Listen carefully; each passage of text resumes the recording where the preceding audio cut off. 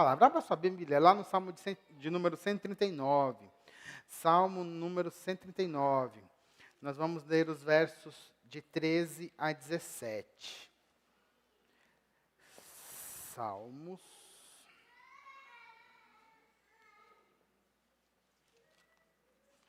139. Vamos ler do 13 até o 17. Que diz assim: Pois tu formaste o meu interior, tu me teceste no ventre da minha mãe. Graças te dou, visto que, de modo assombrosamente maravilhoso, me formaste.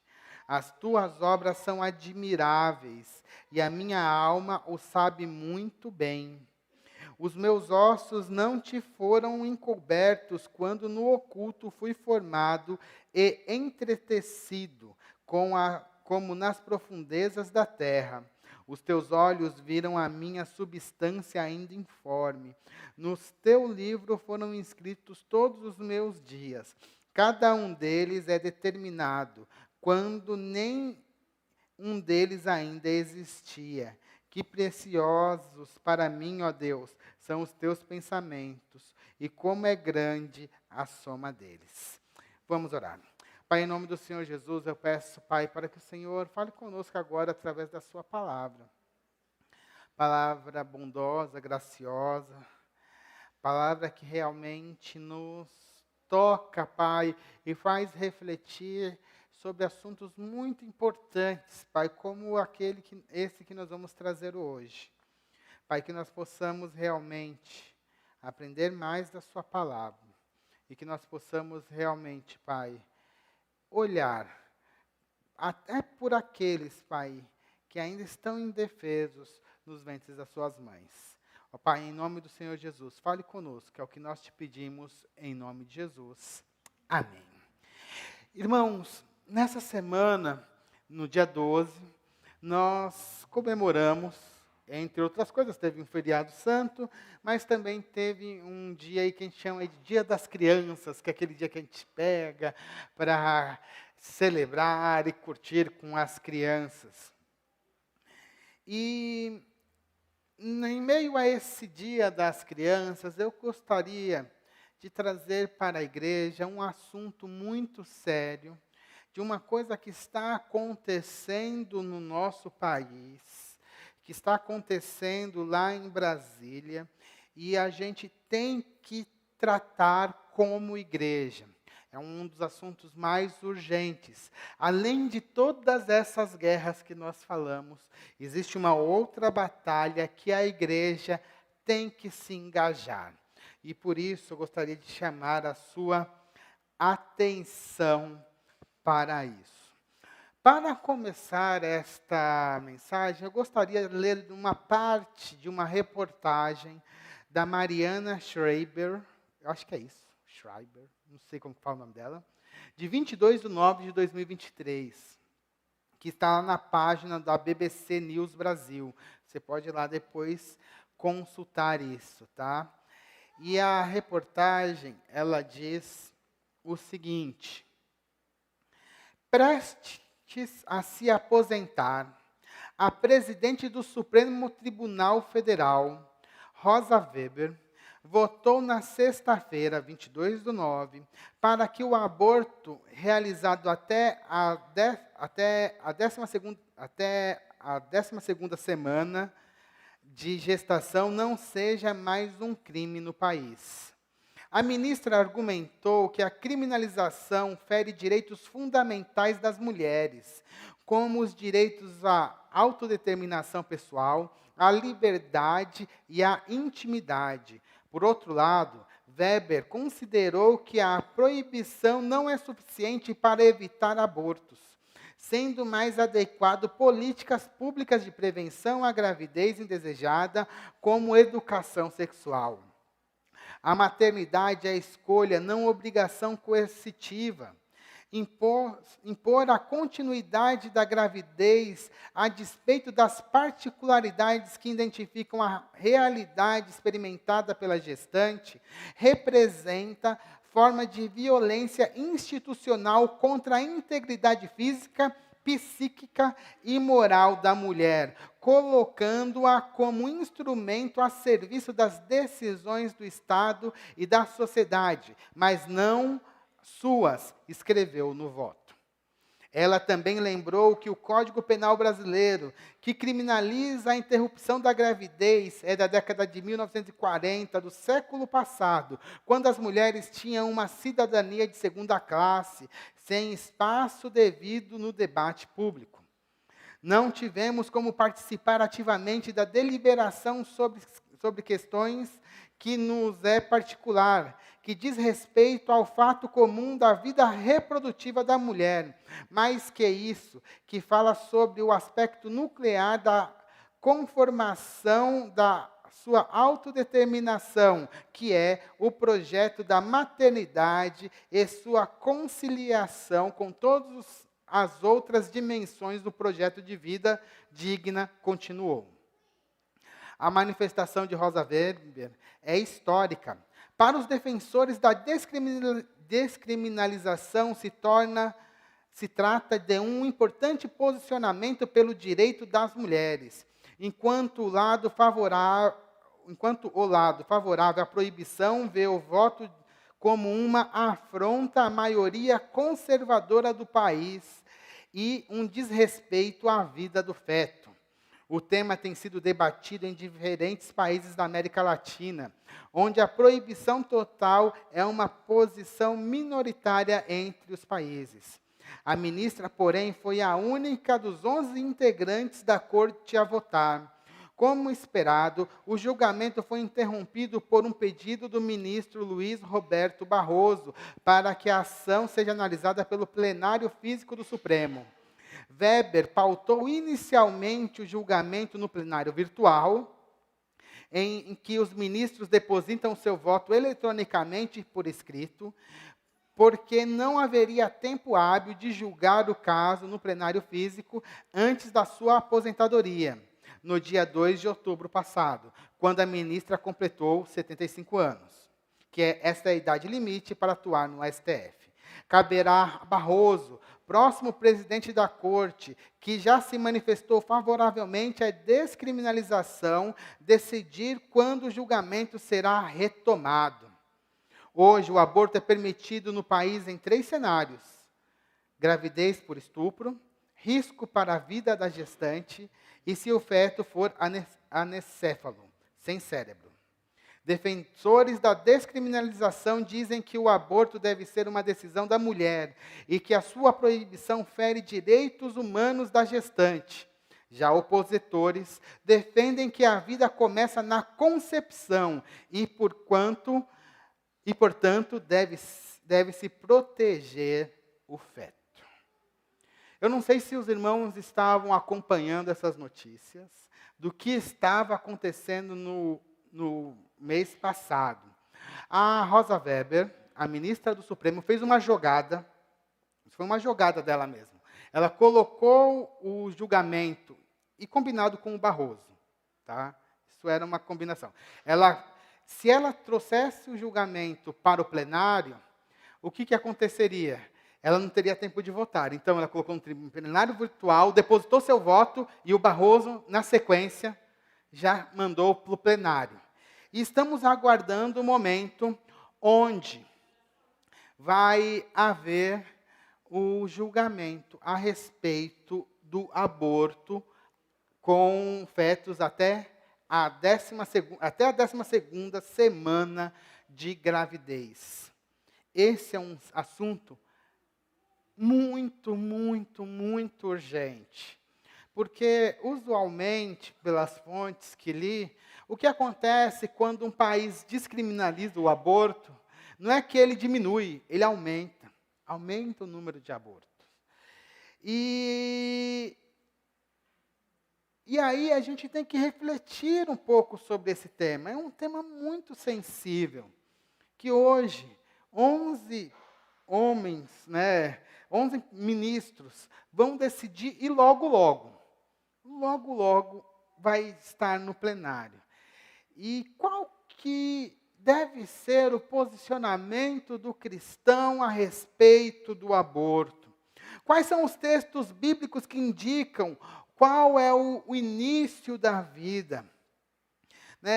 O que nós deveríamos fazer, dada essa situação que está acontecendo, situação grave, situação urgente, qual que deve ser o nosso posicionamento nos próximos dias? Talvez vocês, por conta de tantas coisas que aparecem na mídia, vocês não tenham captado a importância disso. Mas é fundamental que nós, como cristãos, devemos refletir profundamente e agirmos. É um momento para a ação. Por isso, hoje eu decidi trazer, na verdade já faz um tempinho que eu estou preparando esse tema, que é um tema que para a sociedade é polêmico. Para os cristãos não é polêmico. Não tem muita polêmica a respeito disso. Mas tem muita discussão na sociedade a respeito do aborto. Eu trouxe aqui um estudo, uma adaptação de um estudo do John Stott, que eu peguei em um dos livros dele. E eu gostaria de trazer esse ponto aqui para a igreja. Por isso, preste atenção. Talvez seja algum ponto que você também tenha dúvida. Vamos tirar essas dúvidas hoje, para que a gente possa realmente entender qual é esse posicionamento cristão a respeito do aborto. Irmãos, já quero colocar logo de início e não deixar nenhuma dúvida. O início da vida se dá no momento da concepção, no momento da união do óvulo com o espermatozoide. É neste momento que se inicia a vida. Não há dúvida a respeito disso. É neste momento. E o texto bíblico que traz isso de uma maneira mais clara é o que nós lemos. O Salmo de número 139. E a gente vai, então, detalhar um pouquinho, de acordo com o que o John Stott trouxe, a respeito da criação. Esse texto que nós lemos logo no início traz 3 verdades que eu gostaria de apresentar para os irmãos a respeito da criação humana. A primeira verdade é a seguinte: o Salmo 139, e a Bíblia como um todo, ela mostra que a criação, a formação do feto, a formação, começa lá do zigoto, vai para embrião, depois para feto, tudo isso é um ato divino. Olha só o que diz lá o Salmo 139, verso 13. Salmo 139, verso 13 diz assim: pois tu formaste o meu interior, tu me teceste no ventre da minha mãe. Aqui nesse texto aparecem duas metáforas muito importantes. A primeira do oleiro e a segunda do tecelão. A primeira metáfora, ela fala de um oleiro como se estivesse formando um vaso de barro ou algum outro instrumento de barro, Tu me formaste. É mais ou menos como que Jó também, essa ideia aparece lá em Jó, capítulo 10, verso 8, que diz assim: as tuas mãos me plasmaram e me fizeram. É o Deus fazendo ali a criança. Não somente ele formou, mas ele teceu. Lembra que naquela época, aqui esse texto de Salmo tem mais de uns 2.500 ou mais anos atrás. as pessoas faziam os seus tecidos, eles pegavam a linha e formavam os tecidos, né? Através da linha e você vai fazendo tecido. Então, como um tecelão, Deus também foi formando essa criança, né? Deus, então a gente vê como um tecelão faz um tecido fino. Também é formado o bebê dentro da barriga da sua mãe.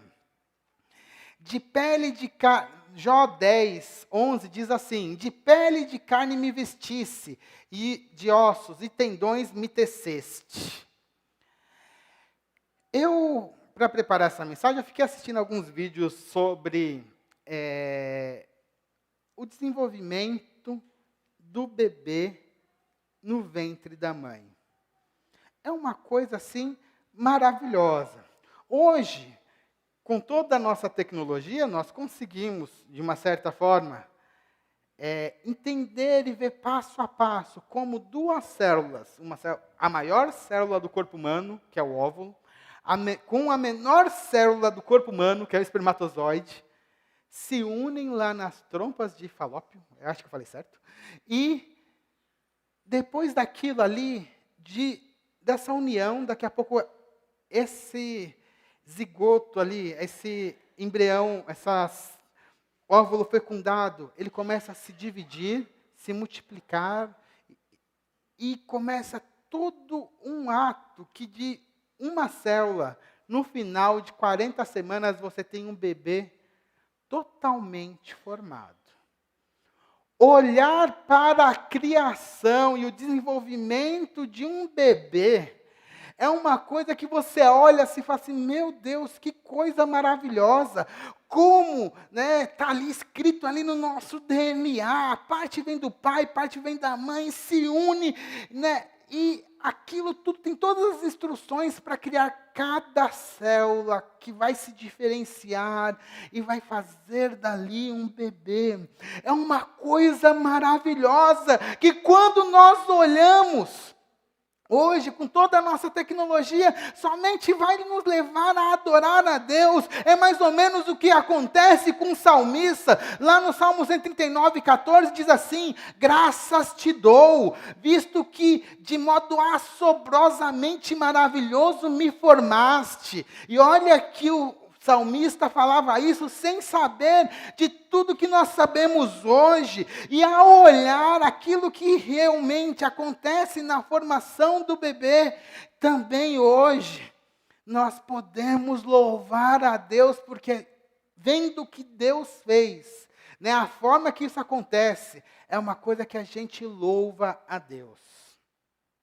Irmãos, eu já vou adiantar uma coisa aqui em relação a essa pregação. Eu não vou entrar muito nas questões médicas ou biológicas. Não é a minha área. Senão eu vou falar bobeira, né? Mas eu quero me ater nas questões teológicas, morais. E olhar um desenvolvimento de uma criança é uma coisa que realmente nos leva a adorar a Deus. É só você parar. Pega qualquer vídeo na internet aí, pega lá. Formação de bebê no útero. Você vai ver vários filmes lá. É uma coisa maravilhosa. E no conceito bíblico, esse processo, que nós sabemos que é um processo biológico, ele foi feito por Deus. Ele foi desenhado por Deus. Olha lá o que diz o Salmo 119, verso 73. Salmo 119, 73 diz assim: as tuas mãos me fizeram e me formaram. Dá-me entendimento para que eu aprenda os teus mandamentos. O salmista, ele expressa que as tuas mãos, Deus, me formaram. As tuas mãos me fizeram. Então, tudo isso que a biologia hoje, a medicina descreve bem, nós entendemos que é uma ação maravilhosa de Deus, que nos fez assim, como seres humanos, para que nós pudéssemos crescer e multiplicar. Nós temos que louvar a Deus por isso. O homem bíblico, no tempo dele, ele já dizia que não entendia o que acontecia dentro do ventre da mãe. Se você for lá em Eclesiastes, capítulo 11, verso 5, olha só o que diz lá. Assim como você não conhece o caminho do vento, nem sabe como se formam os ossos no ventre da mulher grávida, assim também não entende as obras de Deus, que faz todas as coisas. O homem bíblico, ele fala, eu não entendo o que está acontecendo lá dentro do ventre de uma mulher, mas eu entendo que é uma obra de Deus. Hoje nós entendemos muito bem o que acontece dentro do ventre da mulher, e ainda assim, nós louvamos a Deus por aquilo que acontece. Irmãos, como eu já falei e vou repetir, ver o desenvolvimento de um embrião nos leva a adorar a Deus. Nos leva a contemplar a beleza da criação. A Bíblia não é um texto científico a respeito, né, da criação, do desenvolvimento de um feto no útero. Mas uma coisa a Bíblia deixa clara, e eu creio nisso piamente. O desenvolvimento de um bebê no útero não é aleatório. Não é uma coisa que acontece de maneira qualquer. Mas sim é uma obra maravilhosa de Deus. Amém? Você crê nisso? Segunda lição que a gente tira desse texto aqui do Salmo 139 é a questão da continuidade. E isso aqui vai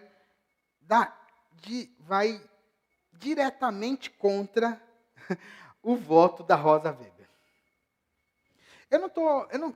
Vocês sabem que eu não gosto de pregar política aqui, mas como esse fato é tão grave, por isso que eu estou dando nomes, tá? É importante a gente falar isso. O salmista enfatiza, irmãos, nesse texto, a continuidade. O salmista adulto, ele faz uma retrospectiva de tudo que aconteceu na vida dele. Ele olha para o passado e ele olha para o futuro. E sempre é ele. Para a gente entender um pouquinho essa perspectiva, a gente tem que falar um pouquinho do hebraico. Você aqui, o Douglas, que está craque no hebraico, né, porque deve estar fazendo aula de hebraico ultimamente. Né, o hebraico, ele tem dois tempos verbais. Tá? Ele tem um perfeito, que é mais ou menos equivalente ao nosso passado. E ele tem o imperfeito, que é mais ou menos equivalente ao nosso futuro. No hebraico não tem presente. Ou tem perfeito, ou tem imperfeito. Ou só tem passado, ou tem futuro, de uma maneira bem simplista, estou falando aqui. É bem mais sofisticado do que isso, mas para vocês entenderem. Então, nesse salmo, vão aparecer expressões de coisas que Deus já sabe, já fez, que é o passado, e coisas do futuro. E eu queria que vocês prestassem atenção que o salmista, ele sempre se refere a ele, né? Pode ser hoje, pode ser no futuro, pode ser no passado. É uma pessoa só. Lá no Salmo 139:1, por exemplo, que diz ali, sobre um passado recente, o Senhor, tu me sondas e me conheces. Está vendo? O Senhor me sondas, me conheces. O eu está ali, está claro. No verso 2 e 3 do Salmo 139, vai falar assim, sabe quando me sento e me levanto de longe, conhece os meus pensamentos. Tudo é Ele. Quando Ele olha para o futuro, Ele também fala dEle mesmo.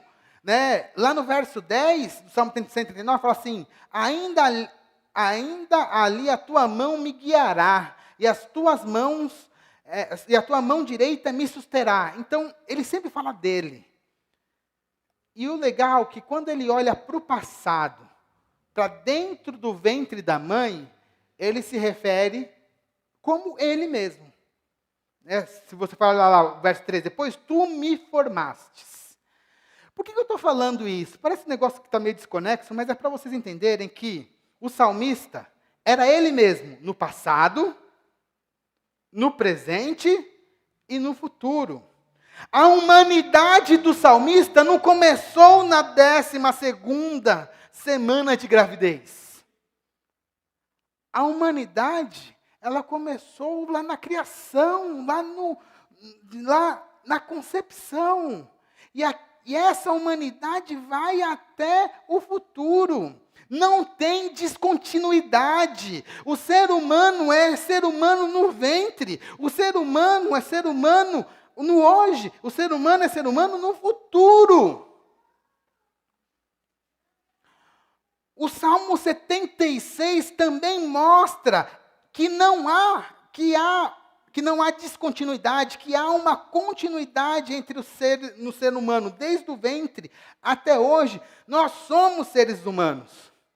Lá no verso 71:6 diz assim: desde o ventre materno dependo de ti, tu me sustenta desde as entranhas da minha mão, eu sempre te louvarei. Ser humano desde o ventre da mãe. E daí que a gente tira uma conclusão importantíssima. Porque eu já ouvi falar aí que, até o 8. Opa, nosso amiguinho está ali. Ops, vem aqui, isso, só. Pronto, já está lá. Está animado. Então, o nosso... Eu já ouvi falar assim, não, olha só. No 8º dia, ainda não é ser humano. Né? Depois da concepção, até o 8º dia, não é ser humano. Não, agora não é ser humano até a 12ª semana. Não é ser humano até quando nascer. Não tem isso. Na visão bíblica, o ser humano é desde a sua concepção. E há uma continuidade. E ponto. Por isso que a gente tem que tomar muito cuidado com essas decisões. 12ª semana. Por que eles falam da 12ª semana? Porque até ainda, nessa fase, ainda dá para tomar remédio. E os remédios, você não precisa de uma intervenção cirúrgica, com remédio, já daria para fazer o aborto.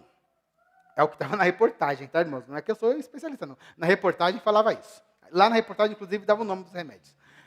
Que eu não vou falar aqui, por motivos óbvios. Né? E só por isso. Mas qual que é a diferença de um embrião, né, lá no comecinho da gravidez, de um feto, ou de uma criança que nasceu, acabou de nascer? É o tempo e o desenvolvimento, só isso. Não tem diferença. É uma criança. Acabou. Então isso tem que estar muito claro. E daí que está a perversidade desse voto da ministra. Entendem como que isso é complicado? Independente do tempo, já é ser humano. Ou que escreve aqui, daí tiramos a conclusão de que, independente da idade do feto ou da criança dentro do útero da sua mãe, ela será a mesma pessoa dentro do útero ou quando ela tiver 90 anos. Tanto o embrião, feto, bebê, jovem, adulto, sempre serão a mesma pessoa. Temos que ter isso claro, a continuidade. Terceira verdade que esse texto já nos traz é o seguinte: a terceira verdade é a comunhão que o salmista tem com Deus. E esta comunhão, ela começou no ventre materno. Irmãos, isso é uma outra coisa importantíssima. A gente acha que a gente tem comunhão com Deus só depois que a gente nasce, que a gente tem entendimento. A Bíblia vai mostrar uma coisa muito diferente. Olha só o que o salmista diz lá, no Salmo 139, verso 16. Os teus olhos viram a minha substância ainda informe. No teu livro foram escritos todos os meus dias, cada um deles escrito e determinado, quando nenhum deles existia. Que precioso para mim, ó Deus, são os teus pensamentos e como é grande a soma deles. Na verdade, irmãos, a palavra comunhão pode não ser a melhor descrição, porque ela implica em um relacionamento recíproco. Enquanto o que o salmista está dando aqui é um testemunho de um relacionamento que Deus estabelece e que Ele sustenta. Talvez a palavra aliança seja a melhor palavra para essa situação. Pois a aliança ela é unilateral. A aliança vem da graça que Deus iniciou um relacionamento conosco. E Ele mantém. Né? Mesmo que nós não tenhamos consciência desse relacionamento, mas Deus já fez um relacionamento conosco. E é interessante ver como as pessoas na Bíblia, como a Bíblia mostra justamente esse relacionamento com Deus que já começa no útero. Olha só o que diz o Salmo 22, verso 9 e 10, diz assim: Contudo, Tu és quem me fez nascer, me preservaste, estando eu ainda no seio da minha mãe. A Ti me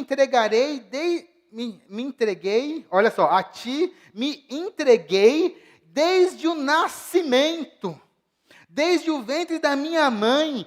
Tu és o meu Deus. O profeta Jeremias, ele teve o seu chamado ministerial, não foi quando ele era adulto. O chamado ministerial do profeta Jeremias aconteceu quando ele estava na barriga da mãe dele. Olha só o que o profeta diz lá em Jeremias 1:5. É Deus falando para Jeremias, tá? Por isso que vai estar na primeira pessoa. Antes de formá-lo no ventre materno, já o conhecia. Olha o relacionamento.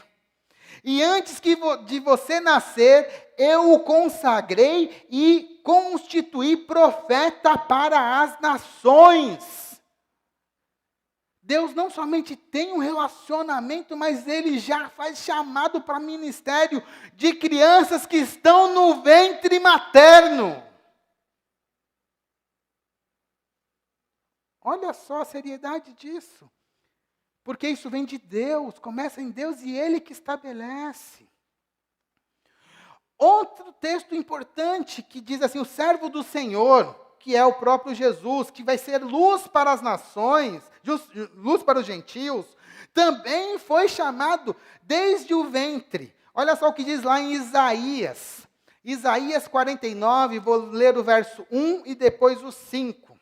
Isaías 49, 1 e depois o 5. Escutem terras do mar, e vocês, povos de longe, prestem atenção. O Senhor me chamou desde o meu nascimento, desde o ventre da minha mãe fez menção do meu nome. Verso 5. Mas agora, diz o Senhor, que me formou desde o ventre para ser o seu servo, para trazer Jacó de volta e reunir Israel a Ele, porque sou glorificado diante do Senhor, e o meu Deus é a minha força, chamado desde o ventre. Nós sabemos, inclusive, que Jesus teve uma concepção miraculosa. Irmãos, nós temos que entender o seguinte, está claro na nossa mente. O que nos torna ser humanos não é o nosso conhecer a Deus. O que nos torna ser humanos é o fato de Ele nos conhecer. Não é o amar a Deus, mas é o fato dele nos amar. Assim, cada um de nós já era uma pessoa no ventre materno, porque Deus já nos conhecia e amava. Isso tem que estar muito forte dentro dos nossos corações. Tem uma analogia que o profeta Isaías aplica para Israel, que vai explicar, vai deixar mais claro sobre essa questão do feto até uma pessoa adulta. Ele está falando para Israel, Mas isso mostra, mas reflete exatamente a visão bíblica a respeito das crianças dentro do ventre e depois a pessoa adulta. Olha só, está lá em Isaías 46, versos 3 e 4.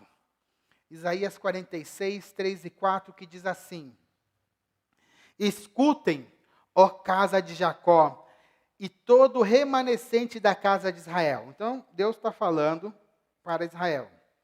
Vocês que eu carrego desde o ventre materno, e que levo nos braços desde o nascimento, até a velhice de vocês eu serei o mesmo, e ainda quando tiverem cabelos brancos, eu os carregarei. Eu os fiz, e os levarei, eu os carregarei e os salvarei. Deus cuidando e carregando desde o ventre, quando era bebê, ou mesmo quando tiver velho, Deus ainda carrega. Deus ainda tem relacionamento. Assim, irmãos, nós concluímos que o embrião ou feto não é uma parte da mãe, ou um ser humano em potencial. Não é isso. Ele já é uma vida humana completa dentro do ventre da mãe, que apesar de não estar madura, ela tem todo o potencial de crescer para a plenitude da humanidade individual, que ele já possui dentro do ventre materno. Por isso que nós realmente buscamos essa visão pró-vida, porque nós entendemos que dentro do ventre das mães já existe vida de um ser humano completo. E é um ser humano que é o mais indefeso de todos os seres humanos, são aqueles que estão nos ventres das suas mães. Quem vai lutar por eles? Quem vai cuidar deles? E é por isso que eu estou aqui hoje trazendo um pouco dessa mensagem. Entendendo bem agora o que a Bíblia fala sobre a concepção, o entendimento de um bebê, do que é um bebê dentro do ventre da mãe, agora nós precisamos colocar isso em prática nas nossas vidas. Precisamos agora entender o que nós devemos fazer na nossa vida, de uma maneira geral, e em especial neste momento do nosso país. A primeira coisa é que nós devemos rever o nosso vocabulário. Devemos parar de utilizar eufemismos para ocultar uma verdade. O aborto induzido é um feticídio. Não existe essa palavra, mas eu peguei lá no John Stott. É assassinato de fetos. Ou um tipo de infanticídio. É a destruição deliberada de uma criança nascitura. É o derramamento de sangue inocente. É isso. Claramente. Nós temos que entender isso. Palavras duras. E dado isso, nós temos que entender outra coisa, que aborto não é método contraceptivo. Dentro da nossa teologia cristã evangélica, cremos que não tem nenhum problema de você utilizar os métodos anticoncepcionais convencionais. Não tem problema. Porque a vida começa quando? Na fertilização, quando o espermatozoide chega, lá está o óvulo. Qualquer método que você impeça que isso aconteça, é abortivo? Não. Tem algum problema? Não, não tem problema. Porque isso é uma coisa interessante, irmãos, que as mulheres, às vezes, elas têm dúvida, eu estou utilizando pílula anticoncepcional, será que eu não estou infringindo lá o mandamento de Deus de crescei-vos e multiplicai-vos. Já vi dúvidas desse tipo. E, na realidade, não. O crescei-vos e multiplicai-vos é um mandamento geral para a humanidade. De forma que uma pessoa, quando tem um filho, já está cumprindo esse mandamento. Até mesmo pessoas, quando não têm filhos, cumprem. E não pecam por conta disso. Porque quem tem que crescer é a humanidade como um todo. E uma coisa que o único mandamento que a humanidade cumpriu à risca foi o crescei-vos e multiplicai-vos. Não é à toa que hoje nós temos 7 bilhões de pessoas no mundo. Né? Então, essa parte está tranquila. Então, método contraceptivo não é pecado. Tá? Então, isso é importante também ter isso claro para a gente.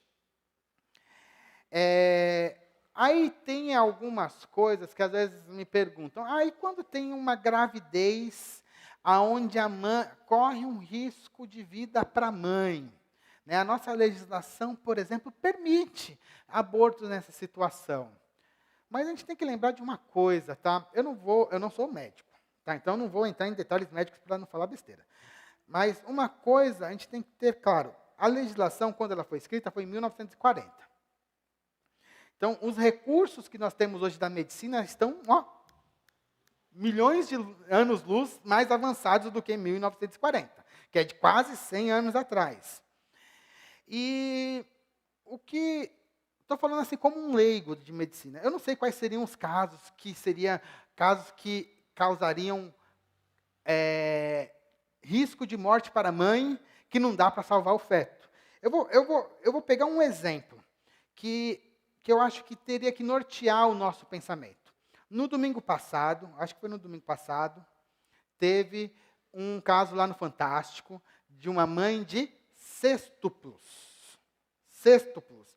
A mulher tinha 6 bebês no ventre dela. 6, não é 1 nem 2, era 6. Imagina. Né, o que é isso? Obviamente, a vida daquela mulher estava em risco. O que os médicos fizeram? Levaram a gravidez até, se eu não me engano, tá? Se eu estiver falando alguma coisa errada, depois vocês podem me corrigir, até a 22ª semana. E ali fizeram o parto das crianças. E ali colocaram as crianças e estavam ali lutando pela vida de cada uma daquelas 6 crianças e também lutaram pela vida da mãe. Essa é a medicina moderna. Ela luta pelos bebês e luta pela mãe. No dia da reportagem, eles até falaram que, infelizmente, uma das crianças morreu.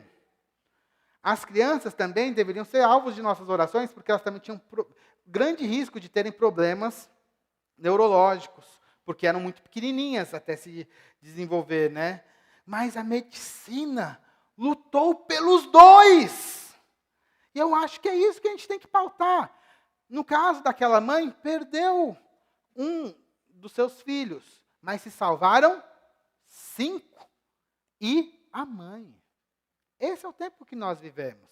Essa é a medicina que nós vivemos. Aonde a medicina luta pelos 2. Não tem que colocar um ou outro, mas luta pelos 2. Eu acredito que essa seja a concepção melhor para a gente, sempre lutar pelos 2. Como cidadãos, irmãos, nós temos que fazer 2 coisas que são fundamentais. A nossa visão a respeito do aborto é mais restritiva, pelo menos a minha aqui, é muito mais restritiva do que a lei que está em vigor.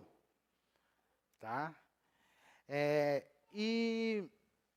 Mas só que o STF está querendo fazer uma liberação. O que a gente deveria fazer? Primeiramente, orar. Temos que colocar isso diariamente em oração. Porque se passar uma decisão como essa no STF, nós vamos fazer a maior ofensa contra Deus de uma maneira legalizada no nosso país. Porque toda vez que você assassina uma pessoa, você está matando uma pessoa que é a imagem de Deus. E a gente vai legalizar esse tipo de coisa aqui no país? É isso mesmo que a gente quer? Então a gente tem que orar por isso. Orar, orar. Não somente orar, se você tiver algum contato ali com deputados, manda e-mail, se engaja nessa situação. É importante. Essa aqui a gente tem que se engajar. Porque eu acho essa aqui é fundamental. Não é à toa que eu estou trazendo a pregação aqui para vocês. Para vocês que estão aqui e por aqueles que estão nos escutando pela internet. Temos que nos engajar. Isso é muito sério, o que estamos passando. Outra coisa que a igreja tem que fazer, ela tem que assumir a responsabilidade dos efeitos de uma política mais restritiva a respeito de aborto. A igreja tem que ser um lugar de acolhimento para as gestantes. Toda mulher que tem uma gravidez indesejada tem que ser auxiliada e não repreendida. Toda mulher que sofre uma gravidez indesejada deve ser acolhida e não repreendida. Porque houve tempo nas igrejas onde uma menina ficava grávida, o que fazia? Trazia na assembleia, mostrava na frente que, olha aqui a pecadora, e tirava do rol de membros. É assim que a gente vai cuidar de uma menina que teve uma gravidez indesejada? Ah, mas pecou. Quem não pecou? Me diz, levanta a mão aí quem nunca pecou. Tem que ser acolhido. E eu falo, eu já lidei com várias situações onde uma pessoa tem uma gravidez ali indesejada, no caso de meninas, assim, depois que passa o primeiro baque, criança é bênção. Depois que nasce, é a alegria da família. O problema é o começo. Receber a notícia, tomar o baque. Uma coisa também, em um dos livros que eu pesquisei, agora esse de aconselhamento cristão, ele falava que é muito comum as mulheres, ao receberem a notícia de que estão grávidas, que elas, a primeira reação, meu Deus, ou não quero tirar, não quero, esse bebê não é bem-vindo nesse momento. E esse sentimento ali, às vezes as mulheres carregam para o resto da vida. Em um determinado momento, eu não aceitei o meu filho. Será que isso não é por conta disso que está dando tal problema com ele mais tarde? Não aceitei a minha filha. Isso é um sentimento muito comum, principalmente quando não está dentro do casamento, quando tem lá, os dois não se seguram, o casal, ou mesmo em casais que às vezes não estão com problema financeiro, ou quando o casamento não está bem, aí vem uma criança. Aí tem essa reação. E o que a igreja tem que fazer nessa situação? Tem que acolher. A igreja tem que tem que ser um lugar de ajuda espiritual, Mas essa mãe não somente ajuda espiritual, ela tem que receber ajuda psicológica, médica e até mesmo financeira. A igreja, se for o caso, tem que botar a mão no bolso e auxiliar aquela mãe que está ali com aquele bebê, ou que vai passar ali pela gravidez, e depois, quando o bebê nascer, não tem nem condições para sustentar, talvez a igreja tenha que ajudar e sustentar. Essa é a função da igreja. Essa é a função de uma comunidade cristã. Temos que ir muito além do que o mundo diz. Sem contar que, às vezes, acontecem gravidezes indesejadas que são muito mais complicadas, quando vem sobre a questão do estupro.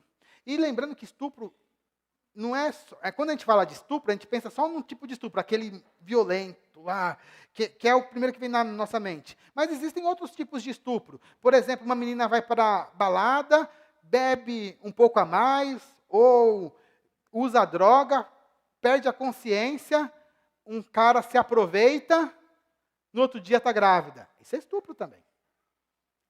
né? Às vezes até mesmo namorados podem estuprar mulheres. Às vezes marido pode estuprar a mulher dentro de casa, sabe? Isso é muito mais, tem mais variantes em relação a isso.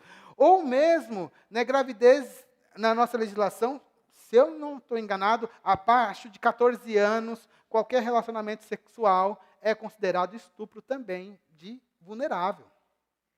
Né? Não sei se é 14, é isso mesmo, 14? Acho que é 14 anos. Então, e aí? A gente faz esse acolhimento. Como que a igreja vai acolher essas situações? A gente tem que estar preparado para acolher. O problema é que eu não vejo ninguém falando sobre isso. Nós temos que saber acolher essas pessoas. Cuidar.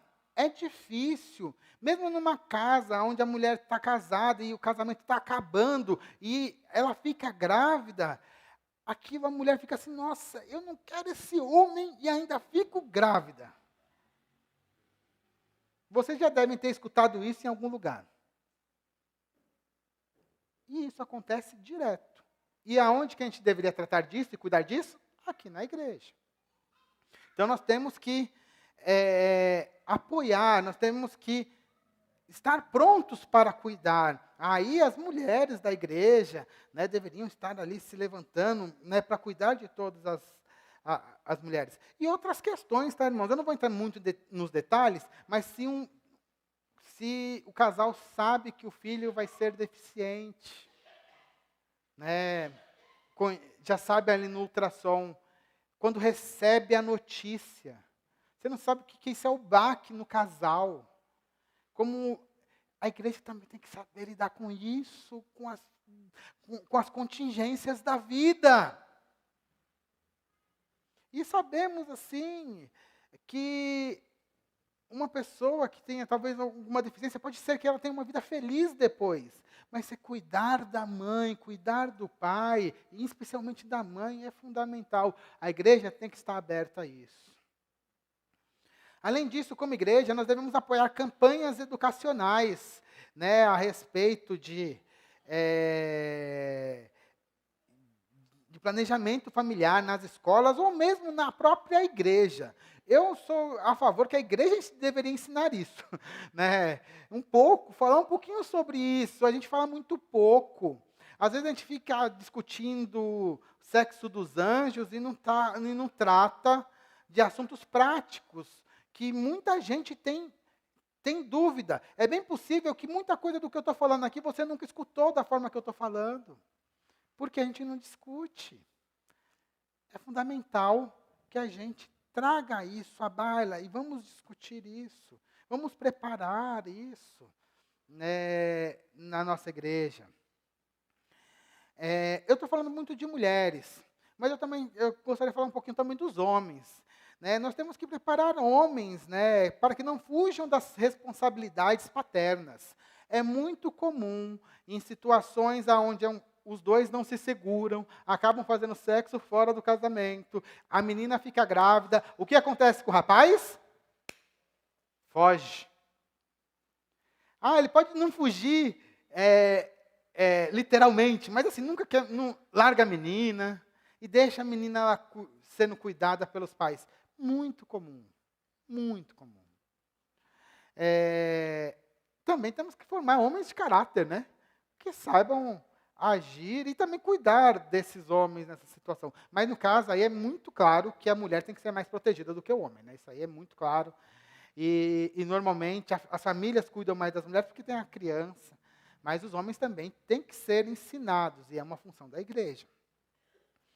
Por último, eu quero falar para mulheres ou para casais que já recorreram para o aborto no passado.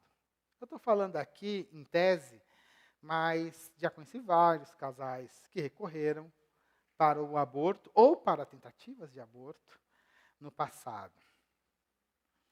Eu não estou aqui para condenar ninguém.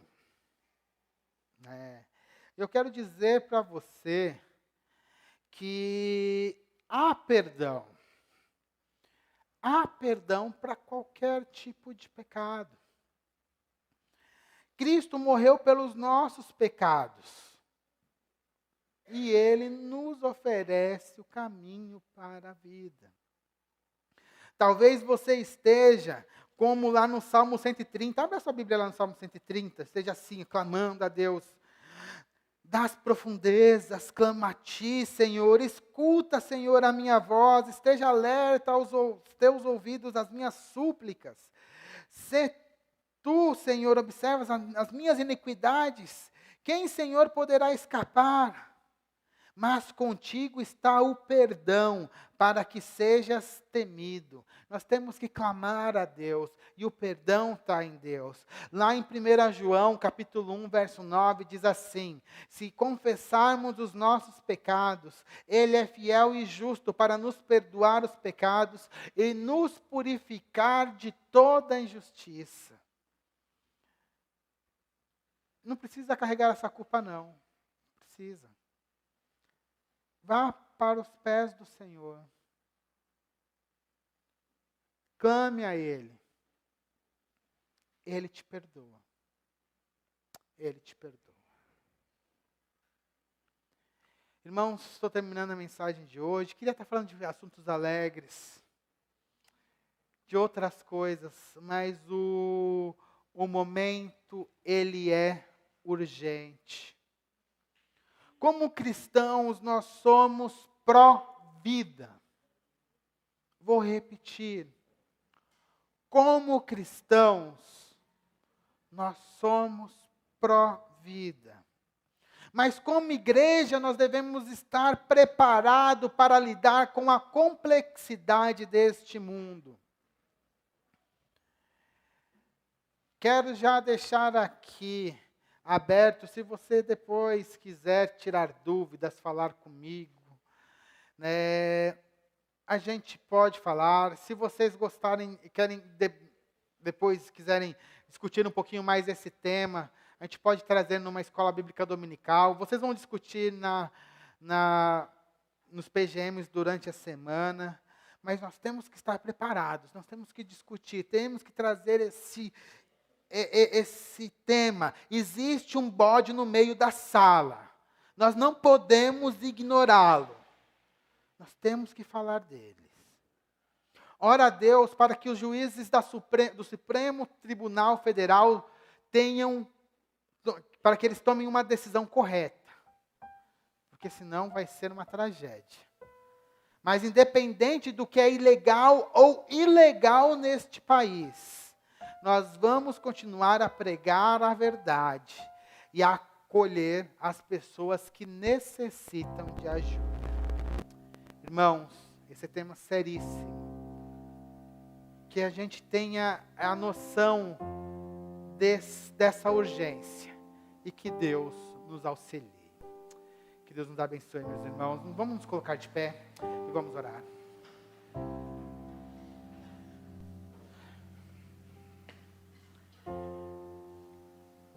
Eu não vou expor ninguém, mas como eu já falei, se você já teve, em algum momento da sua vida, um sentimento de rejeitar o seu filho, e você carrega a culpa por isso, peça perdão. Coloque diante de Deus essa situação, peça perdão. Se em algum momento da sua vida também já houve um aborto, também peça perdão a Deus. Isso aqui vale para um casal ou para a mulher. Peça perdão, Ele te acolhe. E nós como igreja, nós devemos pedir perdão. Porque nós não estamos preparados para essas coisas todas que eu falei. Mas que Deus nos ajude. Porque nós queremos realmente ser uma igreja acolhedora. Vamos orar. Pai, em nome do Senhor Jesus, Pai, um assunto urgente está acontecendo na nossa nação. A Suprema Corte vai votar, Pai, daqui a alguns dias ou alguns meses, a questão do aborto até a 12ª semana de gravidez. Deus, em nome de Jesus, pedimos a sua intervenção, Pai, e para que essa decisão não seja tomada pelos nossos juízes da Suprema Corte. Que eles tenham sabedoria, que eles tenham temor do Senhor, para que eles busquem, Pai, ter uma posição pró-vida. Ó Deus, em nome do Senhor Jesus, sabemos que nós não vivemos num país perfeito, as pessoas não têm a educação suficiente, mas também somos um país que tem recursos, Pai. Então, nos ajude, Pai, a entendermos que aborto não é método anticontraceptivo ou anticoncepcional, mas sim, Pai, que o aborto é uma coisa terrível.